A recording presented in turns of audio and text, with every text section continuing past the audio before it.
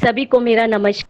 सम्मानीय प्रोफेसर अनीता गोपेश, विद्यालय की समस्त शिक्षिकाएं एवं प्यारे बच्चों, सभी को हिंदी दिवस की हार्दिक शुभकामनाएं।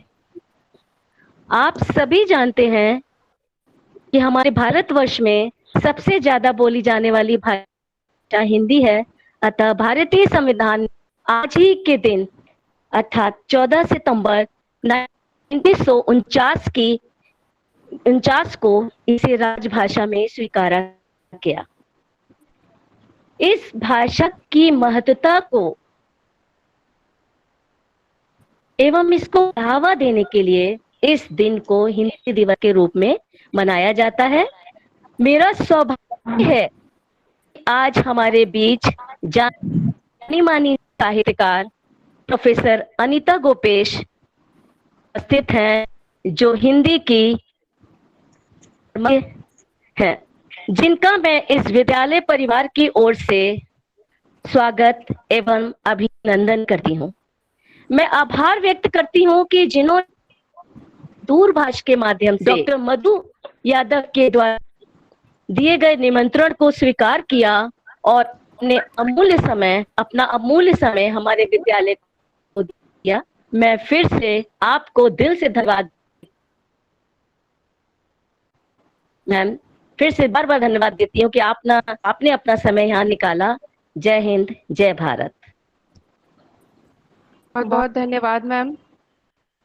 और मैं अनीता गोपेश मैम को भी बहुत बहुत धन्यवाद कहना चाहूंगी कि मैम ने मैंने एक कॉल किया और मैम तुरंत ही तैयार हो गई लेक्चर देने के लिए, जबकि मैम की तबीयत भी ठीक नहीं थी। उसके बाद भी मैम रेडी हो गई। हम लोग को मैम को सुनने का हम लोग को आज मौका मिलेगा। तो मैम आप स्टार्ट करिए। और सभी से मेरी रिक्वेस्ट है कि सभी लोग अपना माइक ऑफ कर देंगे, सिर्फ मैम का माइक ऑन रहेगा और सभी लोग मैम को सुनेंगे। फिर बाद में जिसको कोई जो भी भी बच्चा क्वेरी होगी, हाँ, और कोई भी अपनी स्क्रीन को प्रेजेंट नहीं बीच करेगा में, हाँ और कोई भी अपने को पिन नहीं करेगा। जिसकी जो भी हाँ, क्वेरी मतलब मैम होगी वो बच्चों को बाद में कहा जाएगा। तो जी जी मैम। मैम स्टार्ट करें, गोपेश मैम स्टार्ट करें। शुरू करते हैं। Yes ma'am. इस जीजीआईसी विद्यालय की सम्मानित प्रिंसिपल, मैं नाम नहीं नोट कर पाई हूँ, रितु जी शायद, और अपनी पिछले 10 दिनों से बीमारी की वजह से मैं परिचय नहीं पा सकी हूँ आप सबका, इसलिए अगर नाम सही नहीं ले रही हूँ तो माफ करिएगा। पर मैं इस शिक्षा के क्षेत्र में जितने लोग हैं उनको मैं अपनी बिरादरी मानती हूँ और मुझे औपचारिकता करना बहुत अच्छा नहीं लगता है, लेकिन आप सब मेरी सच्चाई हो क्योंकि सब मुझसे छोटी हो, तो बहुत सम्मान के संग औपचारिक संबोधन प्रधानाचार्य जी जीजीआईसी की, वहाँ की बहुत ही सम्मानित कर्मठ अध्यापिकाएं और मेरी बहुत प्रिय छात्राओं। आज का दिन मेरे लिए व्यक्तिगत रूप से बहुत महत्वपूर्ण है, इसलिए कि एक तो ये विषय मेरे दिल के बहुत करीब है। दूसरी बात, जब मुझे लड़कियों को एड्रेस करना जो है उसका मौका मिलता है तो मुझे बहुत खुशी होती है, क्योंकि मुझे ऐसा लगता है कि लड़कियां जो है मेरे समाज की रीढ़ हैं और वो ही आगे आने वाले समय को गढ़ती हैं, संस्कारों को गढ़ती हैं। मैं ये बिल्कुल नहीं मानती कि संस्कार गढ़ने का काम जो है वो खाली माओ का ही होता है, पिता का भी अवदान होता है, लेकिन बच्चा जो गोद से पहला शब्द जब बोलता है ना, हम भाषा की बात कर रहे हैं, तो आप सोच के देखिए कि सबसे पहले वो माँ ही बोलता है।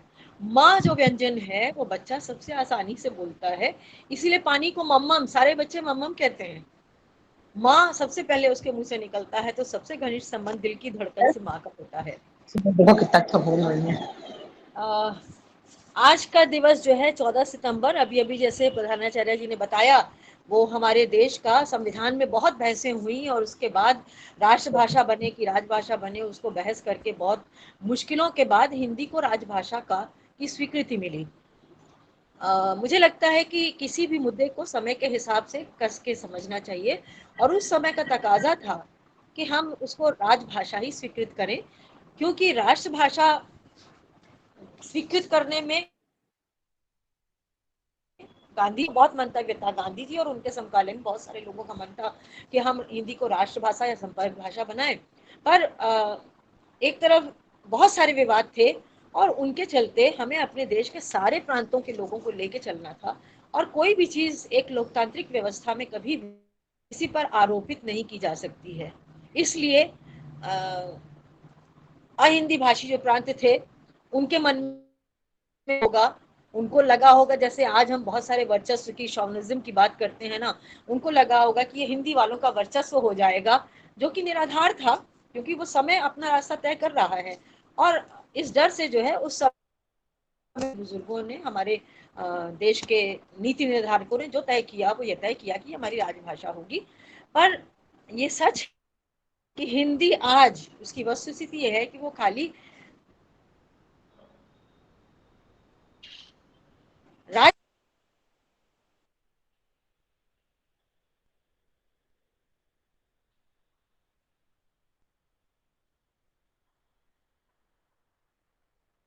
भाषा नहीं है, वो हमारी राष्ट्रीय भाषा है, वो हमारी साहित्यिक भाषा है, वो हमारी हो गई है, अब तो भाषा अपने आप बन गई है। आप देखिए कि हिंदी का कितना स्वरूप हमारे पास है।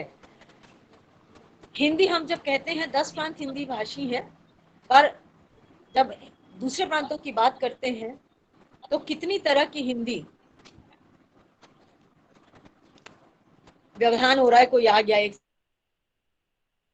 क्या, कहाँ से जी आए? मैम। पीछे हमारे हैं श्यामा, उनको बुला लीजिए, पीछे देखना है, खुलवाना पड़ेगा। नहीं तो 1 घंटा रुक के आइए। हाँ ठीक है, कल सुबह आइए। अकेले होने का ये दिक्कत है, हम अकेले ही रहते हैं, तो इस वजह से कोई आ गया, हम मुझे उम्मीद थी कोई ना कोई आ जाएगा। तो मैं ये कह रही थी कि आप देखिए कि बंगाली हिंदी, मराठी हिंदी, गुजराती हिंदी, सिंधी हिंदी, पहाड़ी हिंदी, कश्मीरी हिंदी, मलयाली हिंदी, और जो हमारे साउथ के साथी बोलते हैं वो कितना भी परहेज करें, पर फिल्में भी देखते हैं, गाने भी, और ये सारी हिंदी, इनका जो स्वरूप है वो बहुत प्यारा लगता है। हमारे इलाहाबाद के जो मराठी परिवार के लोग थे, जब वो मराठी हिंदी बोलते थे तो बड़ा स्वीट लगता था, बहुत अच्छा लगता। कशालकर जी, गुलवाड़ी, ये जो फैमिलीज थी उनकी हिंदी बहुत अच्छी लगती थी हम लोगों को। तो हिंदी के विविध रूप हैं, और सवाल इस बात का है कि हिंदी तो एक भाषा है, खड़ी भाषा जो है, खड़ी बोली हिंदी छोड़ दीजिए, हिंदी की कितनी बोलियां हैं, और वो सारी की सारी बोली हर 25 किलोमीटर में, कोस कोस में कहते हैं पानी बदला और भाषा बदली। तो हमारे इलाहाबाद से बनारस चले जाइए, इलाहाबादी भाषा अलग है, लखनऊ की भाषा अलग है, बनारस की भाषा अलग है, और पूरब की ओर चले जाइए तो पूरबिया भाषा अलग है, और पछाइया भाषा हिंदी जो है वो अलग है। तो ये भाषा जो है हमारी, और इतनी विविधता हमारी भाषा की, ये हमारी समृद्धि है, ये हमारी विरासत है, और ये हमारी ताकत है। दरअसल किसी भी देश की रीढ़ उस देश की अपनी भाषा होती है। हमारे यहाँ बड़े बड़े जो लेखक लोग हुए, इलाहाबाद साहित्यकारों का शहर है, और इलाहाबाद में साहित्यकार एक बहुत बुजुर्ग थे, वो कहा करते थे कि किसी एक व्यक्ति को जोर से एक थप्पड़ मारो, जिस भाषा में आह लेगा वो उसकी मातृभाषा होगी। तो दुख में आह हमेशा अपनी भाषा में ही निकलेगी, चाहे आप कितनी भी भाषा विद्वान हो। तो वो मातृभाषा जो हम अपनी माँ की गोद से सीखते हैं वो हमारी पहचान होती है, और किसी भी देश की पहचान उसकी भाषा होती है। किसी भी देश को आपको तोड़ना हो तो आप उसकी भाषा को तोड़ दीजिए, आप उसकी भाषा को हर लीजिए, तो आप उसकी संस्कृति को हर लेंगे, आप उसके साहित्य को हर लेंगे, आप उसके संस्कारों को हर लेंगे, आप उनके तीज त्योहार हर लेंगे, आप उनके माइथोलॉजिकल चीजों को हर लेंगे। ये सारी चीजें खत्म हो जाएंगी, और किसी देश की पहचान तो उसकी इसी से होती है ना। हम आज ग्लोबल की बात कर रहे हैं, ठीक है कि वैश्वीकरण की बात हो रही है, हम ग्लोबल होने के राह पे चल रहे हैं, पर ग्लोबल होने में जो हमारे लैंग्वेज की भी, वेशभूषा की, खान पान की, व्यवहार की, हमारे रीति रिवाजों की, हमारे जो रिचुअल्स हैं उनकी डाइवर्सिटी है, जो विविधता है, वो खत्म हो जाएगी। सारे देश में हर कोई एक जैसी ड्रेस पहनेगा, हर कोई एक जैसा बोलेगा, हर कोई एक जैसा खाना खाएगा। तो हमारे जो संस्कृति में इतनी लंबी सौ वर्षों की परंपरा ने हमें जो संस्कृति दी है, जो हमें संस्कार दिए हैं, वो हम खत्म कर देंगे, मटिया मेट कर देंगे। कैसी मोनोटोनस वो जिंदगी होगी, और कैसी वो एक रूप वो संसार होगा। वो संस्कार, उसमें विविधता ही नहीं होगी, वो सब कुछ खत्म हो जाएगा। ये एक दूसरे सिरे की बात है, पर इसको मैं जोड़ना चाहती हूँ हिंदी से। इतने सालों से, हमारे आज़ादी के आज 70 साल से ऊपर ऊपर का समय हो गया है, हर साल हम पखवाड़ा मनाते हैं सितंबर में, हर साल हम हिंदी हैं। और आज मैं कोई भाषण नहीं करना चाहती, क्योंकि इन 15 दिनों में अखबारों में, मीडिया में, मैगजीन्स में, हर जगह इतने भाषण होते हैं, इतनी बातें कही जाती हैं कि हमारी बच्चियां, हमारे छात्र अगर पढ़ते हो तो इंफॉर्मेशन की उनके पास कमी नहीं है। पर बार बार मैं कहती हूँ कि इंफॉर्मेशन, सूचनाएं विवेक नहीं होती, सूचनाएं आपको समझ नहीं देती। और समझ हमें कहाँ से मिलती है? दिमाग से, विचार से। और हमारे विचारों के लिए अगर मेरे पास भाषा नहीं है तो हम दरिद्र हैं। कोई भी साहित्य कैसे बनता है? जब विचार आता है, जब चिंतन होता है, जब मनन होता है, और जब उसको शब्दों में उतारा जाता है, तो हमारा साहित्य बनता है और वो हमारी विरासत बनता है। हम तुलसी को क्यों पढ़ते हैं? हम कबीर को क्यों पढ़ते हैं? हम मीरा को आज क्यों पढ़ते हैं? और कैसे समय को हम आज के समय से रिलेट भी करते हैं, उसको जोड़ते भी हैं। वो सारी जो भाषा का जो मान होता है, भाषा का जो एक बोध होता है, एक गौरव होता है, अपनी भाषा का जो सम्मान होता है, मुझे दुख होता है कहने में कि वो छीजता चला जा रहा है। साल दर साल हम खाली भाषण देने के लिए हिंदी की बात करते हैं। बच्चों को एडमिशन से लेकर नौकरी में, शादी ब्याह में, हर कहीं हमने अंग्रेजी का वर्चस्व मान लिया। और ये हीन भावना हिंदी से जो जुड़ी है, उसके लिए हमको प्रयास करना पड़ेगा। हमें उसके लिए सप्रयास बहुत सारी कोशिश करनी पड़ेगी। और हम समझते हैं कि जो हमारी शिक्षित लड़कियां हैं, जो जो पढ़ रही हैं, तो आज के इस मोड़ पे खड़ी हैं जहां से उनको उड़ान लेनी है आगे की जिंदगी की, अपनी प्रोफेशनल लाइफ की, अपने भविष्य की। वहां पर उनको इन सब चीजों पे सोचना बहुत जरूरी है, उनको सोचना पड़ेगा। मैं अब जब याद करती हूँ, मैं अपने पर्सनल अनुभवों के हिसाब से आधार पे बात करना चाहती हूँ। मैं भाषण नहीं देना चाहती हूँ, मैं आपको बहुत सारी बातें इन लड़कियों से, छात्राओं से शेयर करना चाहती हूँ कि ये कहती हैं कि पढ़ने का समय नहीं है। मैं बहुत बार याद करती हूँ कि जब मैंने हाई स्कूल, इंटर जब लिया था, उस समय मैंने विज्ञान चुना था, मैं विज्ञान की छात्रा थी और मैं हिंदी पढ़ती थी। और मैंने उस समय बीएससी के बाद मेरे पिताजी ने लिटरेचर रखवा दिया था, क्योंकि एमएससी कहा था कि कठिन है बहुत, तो एमएससी में तुम्हें अपने सब्जेक्ट पे ध्यान देना होगा।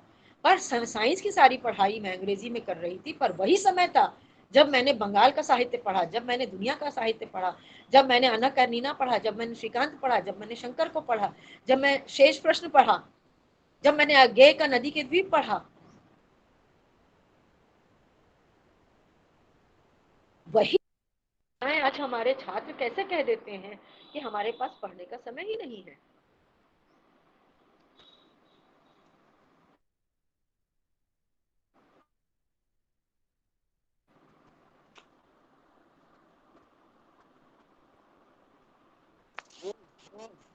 हेलो, हेलो, मैं कनेक्टेड हूँ।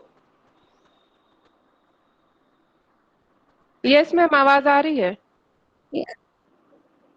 कैमरा ऑफ हो गया है मैम का। मैम आवाज, हाँ हाँ, कैमरा ऑफ हुआ है मैम, आवाज। कैमरा ऑफ हो गया है। स्क्रीन पे सिंगल क्लिक कैमरा है मैम।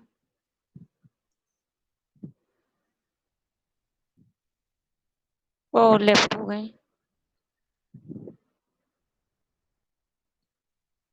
वेट करिए मैम, लेफ्ट हो गई है, फिर से वो रिज्वाइन। कि हम पढ़ नहीं सकते हैं। और हाँ, मुझे टाइम। ऐसा लगता है कि ये जो वर्चस्व जो आया है इंग्लिश का, वो जो हीनता का भाव है, मुझे अंग्रेजी से कोई, किसी भी लैंग्वेज से कोई दुश्मनी नहीं होनी चाहिए। किसी लैंग्वेज को सीखना कोई बुरी बात नहीं है। अंग्रेजी साहित्य बहुत समृद्ध है, पर क्या हिंदी साहित्य निर्धन है, दरिद्र है? नो। सवाल इस बात का है कि हमारे बच्चे हिंदी पढ़ते ही नहीं है। क्योंकि उनको ये समझाया जाता है या वो समझते हैं अपने माहौल से, अपने चारों ओर के माहौल से। ये माहौल में हम किसी एक को दोष नहीं दे सकते। ये आज़ादी के बाद ये पूरा वर्चस्व जो आया है, औपनिवेशिक जो प्रभाव आया है, उसके चलते हमने ये मान लिया कि हर चीज़ अंग्रेजी में हो सकती है, उसके अलावा कुछ नहीं हो सकता है। पर हमने बच्चों को हिंदी सरल नहीं पढ़ाया। ये हमारा आपका दोष नहीं है। एक्चुअली ये बड़े प्रश्न हैं। नीति निर्धारकों को ये देखना चाहिए कि हम क्यों कठिन कविताएं रखते हैं। फिर कठिन कविताएं रखते हैं तो उनको हम समझाते नहीं ढंग से। हम आपको एक अनुभव बताएं कि मेरे भतीजे पढ़ते थे कॉन्वेंट में, और उनको मैंने हिंदी पढ़ाया। हम जब उनको हिंदी पढ़ाते थे तो बच्चन जी की एक कविता है, एक रहे ईर, एक रहे वीर, एक रहे पत्ते, एक रहे हम। तो ये जो कविता थी, इसको हमने उनको बैठकर जब समझाया तो हमारे भतीजे की आंख इतनी बड़ी सी हो गई, और वो कहने लगा कि इसका ये इंटरप्रिटेशन तो बुआ हम समझे ही नहीं थे, हमको तो किसी ने समझाया ही नहीं। मैं आपको दिखाई पड़ रही हूँ मधु जी? जी जी मैम। Yes ma'am. दिखाई पड़ रही हूँ? यस जी जी मैम। Yes ma'am. तो उसने ये कहा कि बुआ इसमें ये जो ध्वनि है, ये जो इसमें जो मीनिंग है, ये तो हमको किसी ने नहीं सिखाया। तो कविता को या लिटरेचर को पढ़ाने के लिए एक संवेदनशीलता चाहिए। वो समझ हमको तब मिलती है जब हम अपनी मातृभाषा को पढ़ते हैं, उससे जुड़ते हैं। हम अपनी माँ की भाषा हम क्यों सिखाते हैं? ट्विंकल ट्विंकल लिटिल स्टार मुझे आज तक याद है। हट कर बैठा चांद एक दिन माता से यूं बोला, सिलवा दो माँ मुझे ऊन का झीला एक झिंगोरा। आज इतने साल बाद हमने अभी याद किया और हमको याद है। हमारी माँ हमको रात में आसमान के नीचे खटिया पे लेके लेटती थी, और थक के दिन भर के काम के बाद जब बैठती थी तो हमसे कहती थी चलो शुरू हो जाओ, पहाड़ा सुनाओ। और हम जब बिना किसी कागज के माँ के स्पर्श में जब हम बोलते थे, 2 एक कम 2, 2 दूनी 4, 2 2 तिहाई 6, आज तक मुझे 13 और 17 का पहाड़ा याद है। मुझे बिना कागज के आप कहें तो हम 17 जो टेढ़े पहाड़े थे वो कहती थी उसको सुनाओ। तो हमें जो बहुत कुछ अपनी मातृभाषा में जो सीखने को मिलता है, वो हम दूसरी भाषा में, पहले हम उस चीज को जो हम पढ़ रहे हैं उसको हम एक दूसरी भाषा से अपनी भाषा में लाते हैं, फिर अपनी भाषा में उसको आत्मसात करते हैं, फिर अपनी भाषा में उसका जवाब तय करते हैं, फिर हम उसको दूसरी भाषा में इंटरप्रेट करके बताते हैं। ये पूरा हमने इतने सालों देखा है। यूनिवर्सिटी में, हमारी यूनिवर्सिटी में जब बीएससी के अंडर ग्रेजुएट के बच्चे आते हैं तो हमारी यूनिवर्सिटी का कैचमेंट एरिया आप सब जानते हैं, वो अभिजात्य वर्गीय नहीं है। और मुझे इस बात का बहुत गौरव है, विद्यालय ग्रामीण अंचल को कैटर करता था। हमारे आसपास के जो रूरल एरिया से ग्रामीण अंचल थे, वहां के बच्चे आते हैं, और हम फिर उनको जब पढ़ाते हैं तो उनको 1 साल लग जाता है अंग्रेजी में साइंस पढ़ने में। और मुझे बहुत बार लगता था कि अगर ये है, और हमारे यहाँ बड़ा यूनिवर्सिटी में बड़ी नक्शेबाजी थी। इलाहाबाद यूनिवर्सिटी में थोड़ा सा अभिजात्य का वो बहुत था, हिंदी नहीं बोलना है, एक शब्द हिंदी नहीं बोलना है, पूरा क्लास आपका 50 मिनट का अंग्रेजी में होना चाहिए। अब वो अंग्रेजी में बच्चा चाहे ना स्पेलिंग समझे, देयर एंड देयर का मतलब नहीं समझे। हमने कहा बिसाइड्स दिस, तो बिसाइड्स पूछता था मैडम बिसाइड्स का क्या मतलब होता है। जब हमने उसको बताया इसके अतिरिक्त, समझ गया, क्विकली समझ गया। तो मेरे संग ये फायदा था कि मैं अंग्रेजी भी जानती थी और मैं हिंदी भी जानती थी, और मैंने ये विद्रोह किया कि मैंने उनको जो पढ़ाना शुरू किया, मैं हिंदी में भी पढ़ाती थी और फिर अंग्रेजी में लिखवाती थी। ये बहुत बड़ी समस्या है कि बहुत सारे बच्चे जो कॉन्वेंट से आते हैं, जो अंग्रेजी मीडियम से पढ़ के आते हैं, जो कुंडा से आते हैं, आजमगढ़ से आते हैं, कुशीनगर से आते हैं, कौशाम्बी से आते हैं, ये सारे बच्चे एलिनेट हो जाते हैं। और उस साइंस के उस क्लास में आप सीधे सीधे 2 पोल्स देख सकती हैं, एक तरफ अंग्रेजी बोलने वाले बच्चे लड़कियां, एक तरफ कम अंग्रेजी ना बोलने वाले बच्चे। फिर वो चलता है, आप अगर टीचर अगर उनको सपोर्ट करता है तो वो 3 साल में वो सीख जाते हैं। क्योंकि हम उनसे ये कहते थे कि तुम्हें साइंस बोलना है, अपने आप को अभिव्यक्त करना है, तुम लिटरेचर के स्टूडेंट नहीं हो, इसकी चिंता मत करो कि तुम्हारी लैंग्वेज क्या है, वर्ड्स आने चाहिए, शब्द आने चाहिए। तुम अगर अपनी बात कहते हो और ये शब्द लिखते हो तो हम समझ जाएंगे कि हाँ तुम ये जानते हो, तुम्हें पता है। और वो कॉन्फिडेंस इनकलकेट करिए उनके अंदर, तो वो बीएससी करते करते क्या एमएससी करते करते, तो आप जानते हैं इलाहाबाद यूनिवर्सिटी के लड़के, अभी रिजल्ट निकला है कॉम्पिटिटिव एग्जाम्स का, सब अवसर हो जाते हैं, निकल जाते हैं। तो हिंदी के लिए ये जो भाव है हीनता का, आपको अपनी घटनाएं ही जिंदगी की बताती हूँ। मैं एक बार किसी कॉन्फ्रेंस में कलकत्ता गई थी, और वहां पर कॉन्फ्रेंस के बाद शाम को डिनर था। डिनर के पहले कुछ लोगों ने मुझसे बात किया, मैंने हिंदी में बात किया उनसे।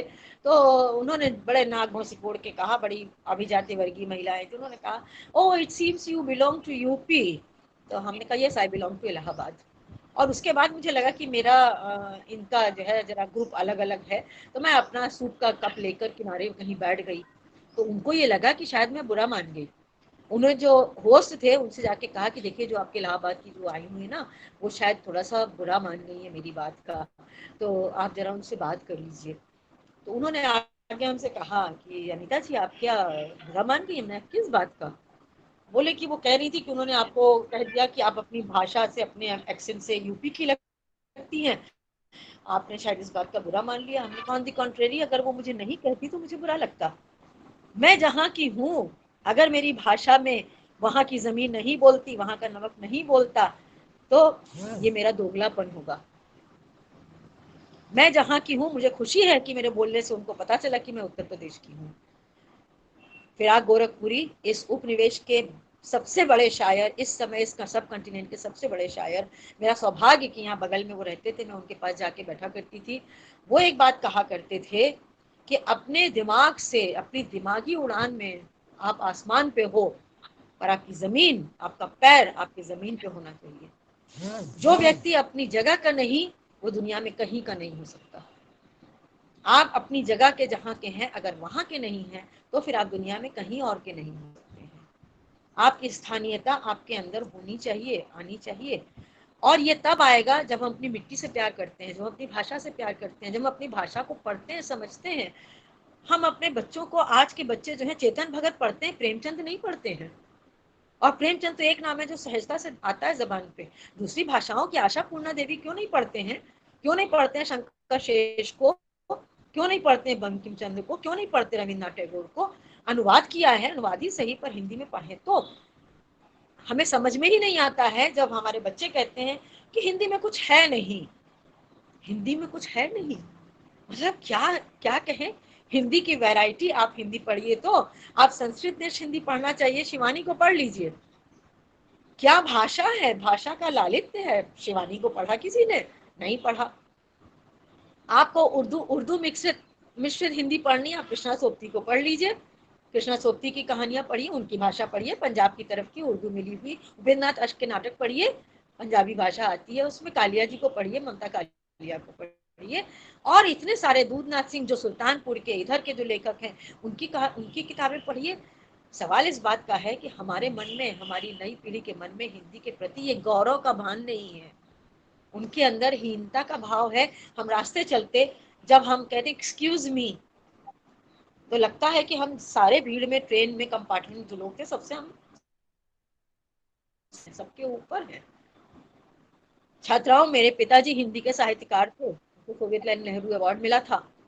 उन्होंने मुझसे ये कहा था कि जब जहाँ रहो, जिस देश में रहो, वैसी भूषा पहनो, वेशभूषा पहनो और वैसा ही व्यवहार करो। वो उन्होंने मुझे सिखाया था कि जब तुम यूपी के ट्रेन पे चलो, यूपी में के लड़कों के साथ, तो अंग्रेजी नाक पे रख के मत चलो। बजाय ये कहने के दिखाई नहीं पड़ता है, एक्सक्यूज मी, भैया जरा सा रास्ता दोगे, हम निकल जाए।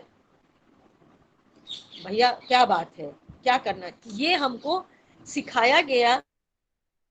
जैसे ही तुम अंग्रेजी में बोलती हो, तुम एलिनेट हो जाती हो। उनको तुरंत लगता है कि ये हमसे अलग एक वर्ग से आती हैं। और गाँव में सोशल वर्क करने, गाँव में आप जाते हो साक्षरता अभियान में, तो आप जीन्स और पैंट पहन के नहीं जाओ। जैसे ही आपने ये पहना, आपकी आइडेंटिटी अलग हो गई। आइडेंटिटी बहुत बड़ी चीज होती है। मेरी पहचान, मेरी भाषा की पहचान, मेरी देश की पहचान। हम जब गांव जाते थे साक्षरता अभियान में काम करने के लिए, तो हमने चुनरी खरीदी थी, सूती कलरफुल चुनरी जो खेत में दूर से दिखाई पड़े। और वो उनके संग जब पहन के बैठते थे और उनकी भाषा में बोलते थे, बहनी क्या कर रही हो, बहनी क्या कर रही थी, बेटवा से डरत हो, आती कहाँ नहीं हो, जब हम उनकी भाषा में बोलते थे तो 1 मिनट में खुल जाती थी। और उनको फिर मेरा बोलना कन्विंसिंग लगता था। उनको लगता था कि ये हमारे बीच की हैं। ये समझ अगर हमें शिक्षा नहीं देती है, तो हम जो आज शिक्षा अपने बच्चों को दे रहे हैं, जड़ गायब, ऊपर ऊपर हवाई जड़ें निकल रही हैं। जड़ें होना बहुत जरूरी है। मैंने यूरोप के 5-6 देशों की यात्रा की और मैं ये बताना चाहती हूँ कि जो लोग ये समझते हैं कि अंग्रेजी सारी दुनिया की लिंक भाषा है, वो बहुत गलत समझते हैं। बुडापेस्ट, मॉस्को, रोम, फ्रैंकफर्ट जर्मनी, सेल्सबर्ग, मैं आपको बताऊं कि सेल्सबर्ग को छोड़कर किसी भी जगह पे मुझे इंग्लिश ने बिल्कुल सहायता नहीं की, एक रत्ती सहायता नहीं की। मॉस्को में टैक्सी लेने के लिए मैं क्यू में लगी थी और भाषा की वजह से लगा मैं टैक्सी नहीं ले पाई अपने होटल तक जाने के लिए। वहां पर एक अफ्रीका का लड़का था जो हिंदी इंग्लिश भी जानता था, रशियन भी जानता था। उसने मुझको हेल्प किया, उसने कहा मैडम कम हियर, उसने मुझे टैक्सी दिलवाई। बुडापेस्ट में एक भी साइन बोर्ड, उनका एक भी बोर्ड अंग्रेजी में लिखा नहीं होता था, वो मेरे लिए ग्रीक लैटिन था। वहां पर लेफ्ट हैंड ड्राइव नहीं होता ड्राइव होता है, तो मैं अक्सर गलत ट्रेन पे चढ़ जाती थी, मैं अक्सर गलत बस पे चढ़ जाती थी, गलत दिशा में चली जाती थी, क्योंकि वहां सब उनकी भाषा में लिखा होता था और हमें कहीं अंग्रेजी कुछ नहीं मिलती थी। तो छात्राओं से, लड़कियों से कहना चाहती हूँ कि बच्चों, लड़कियों, दुनिया में, सारी दुनिया में ग्लोबल जो एक है ना, वो खाली ह्यूमैनिटी है, खाली मानवीयता है। और दुनिया के हर कोने में मानवीयता आपको मदद करती है। दुनिया के हर कोने में इशारे की भाषा चलती है। दुनिया के हर कोने में आपको दादी मिलती हैं, माँ मिलती हैं, हेल्पर मिलते हैं, दोस्त मिल जाते हैं, रास्ता बताने वाले मिल जाते हैं। आप इशारे से कहिए कि ये जगह है, फोटो दिखा दीजिए, इस जगह मुझे जाना है, वो आपका हाथ पकड़ के ले आके आपको ट्रेन पे बैठा देंगे, अपनी भाषा में कहेंगे and last last but one down. ये आप जब दुनिया में घूमिए तो समझ में आता है कि ग्लोबलाइजेशन की एक ही संपर्क भाषा है और वो मानवीयता है, वो ह्यूमैनिटी है जो सब कहीं एक जैसी है। पर वेशभूषा, खान पान, सोच, दो लेवल हैं। ये मत समझिए कि मैं कह रही हूं कि आप भारतीय हो तो बाकी दुनिया से कट जाओगे, नहीं। जुड़ना कहाँ है वो पता होना चाहिए, हमारी पहचान कहाँ है वो पता होना चाहिए। इटली में, मेडिटेरेनियन सी में मुझे तैराकी का शौक है। मैं पानी से निकल के आ रही थी और वहां पर एक फैमिली थी यूरोपियन, थोड़ी सी अंग्रेजी वो लोग जानते थे। उन्होंने, हम पानी से ऐसे ही मुंह पोंछते हुए निकल रहे थे, उन्होंने कहा फ्रॉम इंडिया, तो हमने कहा यस। पर हमने उनसे पूछा आपने कैसे समझा? दिस दिस बिंदी जो लगी हुई थी, मैंने उस दिन से तय किया कि ये बिंदी का कोई संबंध सुहाग से नहीं, बिंदी का कोई संबंध शादी से नहीं, ये मेरी भारतीयता का पहचान है। मैं दुनिया के हर कोने में बिंदी लगा के जाऊंगी। मुझे जब पर्चा पढ़ना होगा मैं साड़ी में ही पहन बोलूंगी, क्योंकि वो वहां पे जो वो पढ़ते हैं, जो साइंस, एक ये मुद्दा है कि क्या हमारी साइंस की भाषा जो है अंग्रेजी नहीं होगी तो हम साइंस नहीं पढ़ पाएंगे। एक कठिन चीज है, इसके लिए हमको समय देना पड़ेगा। पर स्टूडेंट्स, लड़कियों से हम क्लियर करना चाहते हैं कि हम 3 महीना वहाँ की यूनिवर्सिटी में काम करते थे। बच्चों, जब हम काम करने के बीच में कॉफ़ी पीते थे तो हम गलियारे में दूसरे डिपार्टमेंट में चले जाते थे, दूसरे डिपार्टमेंट की गैलरी में देखने के लिए कि वहाँ पे क्या लगा हुआ है। तो उनके जो पोस्टर होते थे, जो वो पोस्टर प्रेजेंटेशन करते थे, हम उसमें कुछ नहीं पढ़ पाते थे, क्योंकि यहाँ से वहाँ तक जितने पोस्टर होते थे सब उनकी भाषा में होते थे। और नितांत बेसिक साइंस के पेपर, रिप्रोडक्टिव फिजियोलॉजी के पेपर, न्यूरोबायोलॉजी के पेपर, वहां पर हमने जब इनवाइटेड लेक्चर दिया, मैंने ऐसा लेक्चर कभी नहीं दिया था। मेरा लेक्चर उन्होंने पूरा का पूरा इंग्लिश में मंगा लिया था 1 महीना पहले से, और हम जब वहां गए तो मेरे पास एक इंटरप्रेटर था। पूरी साइंस के ऑडियंस को मैं एड्रेस कर रही थी, न्यूरोबायोलॉजी में मुझे बोलना था, मेरे साथ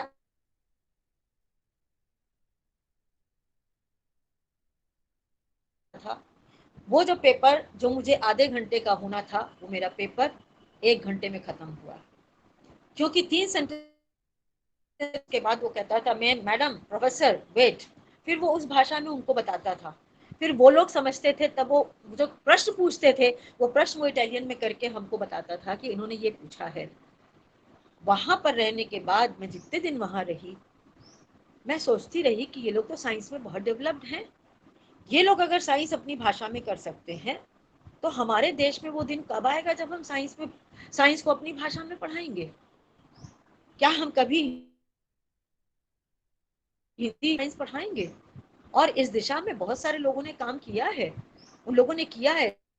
जरूरत बात की है कि हमारी आगे आने वाली पीढ़ी, हम लोग तो अब जाने वाले लोगों में है, निकलने वाले एग्जिट वाले गेट पे हैं, जो लोग एंटर कर रहे हैं उनको इसका दाय उठाना पड़ेगा।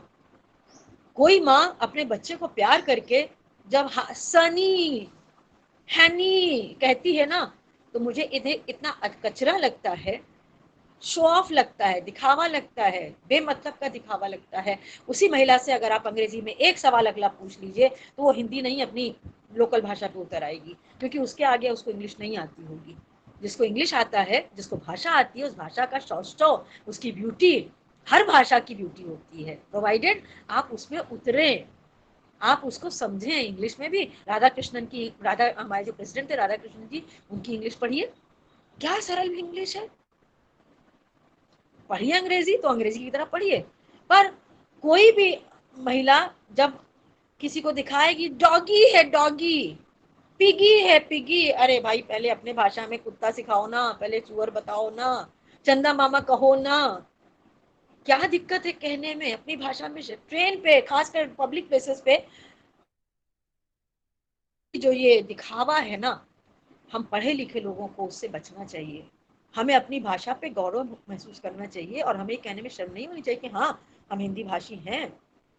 आप साउथ में जाइए, कोई उनका साइन बोर्ड अपनी भाषा छोड़ नहीं होगा, उनके बस के सारे बस पे जितना कुछ लिखा होता है उनकी अपनी भाषा में लिखा होता है। और ये नहीं कि वो हिंदी नहीं समझते हैं, क्योंकि हमारे सिनेमा ने और हमारे सोशल मीडिया ने हिंदी को बहुत पॉपुलर किया है, सब जगह सब समझते हैं, पर अपनी भाषा, अपनी पहचान उनको नहीं छोड़नी है। वो समझते हैं ये मेरी चीज है, ये जो गौरव है, ये जो मान है, ये हमारे नई जनरेशन में इनकलकेट करने की बहुत जरूरत है। और ये हम टीचर्स का काम है, हम लोगों को करना पड़ेगा। हमें कहना पड़ेगा कि बेटा हिंदी में बोलने में कोई दिक्कत नहीं है, अपनी भाषा तो पढ़ो, दूसरी तो पढ़ोगे ही, पर अपनी भाषा तो पढ़ो। वो समय हमारे यहाँ नहीं आ रहा है। मैं बहुत दुख के संग देखती हूँ कि हमारे बच्चे जाने कौन सी गाने सुनते हैं, फोन में रिंगटोन हमारे अपने बच्चों का जो लगा होता है, हम कहते हैं भैया इस गाने का मतलब भी बता दिया करो जो गाना तुम लगाए रहते हो। हमें इतना पढ़ने के बाद भी हमें एको अक्षर उस गाने का समझ में नहीं आता है। अपने गाने क्यों नहीं लगाते हो तुम? अपने यहाँ के शास्त्रीय संगीत को बिल्कुल नहीं सुनते हो। और ये मैं बता दूं कि हर चीज के लिए आपको टेस्ट डेवलप करना पड़ता है, करवाना पड़ता है। अचानक से कोई चीज या तो जन्मजात हो तो बड़ी अच्छी बात है, पर अगर जन्मजात नहीं है तो आपको संस्कार देना पड़ता है और उसका टेस्ट समझाना पड़ता है। जसराज का सूरदास हमको अगर अच्छा लगता है तो उस पर हमें कोई नंबर नहीं मिलेगा, हम किसी को बता भी नहीं सकते कि हमको क्या सुख मिलता है उसको सुन के, पर मिलता है। और वो क्यों मिला? क्योंकि मेरे पिता ने मुझे ले जाके सुनवाया रात में संगीत गोष्ठियां, सूर के पद हमसे कहा, अभी देखो क्या बच्चा बाल लीला का क्या वर्णन है, तुम्हें नहीं लगता है कि तुम्हारी माँ ने ऐसे ही किया होगा तुम्हारे संग? तो हम लैग कर रहे हैं, हम खुद भी उससे डेविएट कर रहे हैं। आप नौकरी की बात करते हैं, कहते हैं नहीं नौकरी नहीं मिलेगी अंग्रेजी जाने बिना, शादी नहीं होगी अंग्रेजी जाने। शादी में अंग्रेजी का कितना रोल है भाई, क्या जरूरत है इतनी? एज ए लैंग्वेज फिर कह रही हूँ कि अंग्रेजी से कोई वेज नहीं, पर अपनी लैंग्वेज की कीमत पे आप दूसरी भाषा को स्वीकार कर रहे हैं। किस कीमत पर? अपनी भाषा की कीमत पर नहीं, उसके लिए तैयार नहीं है। रैंप पर वॉक करती हुई मॉडल, बड़ी खूबसूरत मॉडल, उसकी देह यष्टि बहुत सुंदर। हिंदी जो है वो सबसे कम बोली जाती है इस समय। दुनिया में इतने भारतीय लोग इतने देशों में बस गए हैं कि इस समय हिंदी चौथी भाषा है पूरे विश्व में बोली जाने वाली। और इतने जगह पे अब हिंदी की चिंता होने लगी है कि बहुत सारी चीजें हिंदी में लोग उपलब्ध कराने लगे हैं। इटली में मैं अपने यूनिवर्सिटी जाने के लिए बस के इंतजार में बैठी हुई थी। दुकानें, संडे का दिन था, दुकानें बंद थी, उसकी सीढ़ी पे बैठी हुई थी। एक बुजुर्ग से पिता और बेटी हमारे सामने आकर उन्होंने एक रजिस्टर रख दिया। तो कुछ वो कह रहे थे जो हम नहीं समझ रहे थे। हमने उनसे कहा सॉरी नॉट इटालियन। तो उन्होंने तुरंत रुक के कहा हिंदी हिंदी इंडियन। हमने कहा यस। उन्होंने तुरंत रजिस्टर पलटा और पलट के उन्होंने हिंदी में अपनी जो वो मांग रख रहे थे वो हिंदी में लिखा हुआ उन्होंने मेरे सामने रख दिया। मुझे इतनी खुशी हुई उस समय एक पराई जमीन पे अपनी भाषा को देख के कि मैं बता नहीं सकती। और तब मुझे लगा था कि हिंदी को अपनाए बिना अब काम नहीं चलेगा, क्योंकि हिंदी बाजार की भाषा बन रही है। जब हम निवेश इनवाइट कर रहे हैं अपने देश में तो बाजार, हिंदी का बाजार बहुत जरूरी हो रहा है। पर मेरा कहना यह है कि बाजार हम लोगों की जिंदगी में बहुत घुस चुका है। हमें हिंदी को बाजार से अलग आना होगा और हिंदी को प्यार करके उसके अस्तित्व के लिए लड़ना पड़ेगा, प्रयास करना पड़ेगा। क्योंकि हिंदी में बहुत लिखा जा रहा है, हिंदी में बहुत कहा जा रहा है। सवाल इस बात का है कि हम अपनी अगली हिंदी से जोड़ नहीं पा रहे हैं। हम उम्मीद करते हैं कि आज हिंदी दिवस पे हमारी कुछ बातें हमारी इन बच्चियों के दिमाग में जाएगी और वो सोचेंगे, इस पर सोचेंगे। कभी भी जीवन में बिना सोचे कोई भी बात स्वीकार मत करिएगा। हम जो बात कहते हैं उस पर विचार करिए, उसको पढ़िए, उसके बारे में लिटरेचर देखिए, क्या कहा जा रहा है वो देखिए, क्या लिखा जा रहा है वो पढ़िए। और उसके बाद, और यही समय है छात्राओं, मेरी प्रिय स्टूडेंट्स, जब आपको देश दुनिया के बारे में सोचना चाहिए। सिर्फ अपने बारे में सोचने से काम नहीं चलेगा। आप समता की बात करती हो तो आपको हर प्लेटफॉर्म पे, हर जगह पर अपने आप को वहां लाके खड़ा करना पड़ेगा जहां आपका भाई, आपका सहपाठी खड़ा होता है। आज के हिंदी दिवस के दिन पे आप सबको बधाई, सारी टीचर्स को, अध्यापिकाओं को, सारी छात्राओं को और अन्य जो लोग सुन रहे हो उन सबको बहुत बहुत धन्यवाद मुझे ये अवसर प्रदान करने के लिए, मधु यादव जी और यहाँ की principal ji. Thank you so much. Thank you ma'am. बहुत बहुत धन्यवाद मैम आपको। आपने अपने कीमती समय में से हम लोगों के लिए भी थोड़ा समय निकाला और इतना अच्छा लेक्चर हम लोगों को बताया। और इसमें से बहुत सारी बातें ऐसी हैं जो हम ये उम्मीद करेंगे कि हमारे जितने भी बच्चे हैं उन सभी बातों को आत्मसात करें और उन्हीं सारी बातों को फॉलो करने की भी कोशिश करें। जैसे आपने बताया कि किसी भी देश की रीढ़ भाषा ही है, और सबसे बड़ी चीज ये है कि ग्लोबलाइजेशन की एक जो की भाषा है दूसरी है। तो ये सारी बातें मैम मुझे खुद भी पर्सनली भी बहुत अच्छी लगी आपकी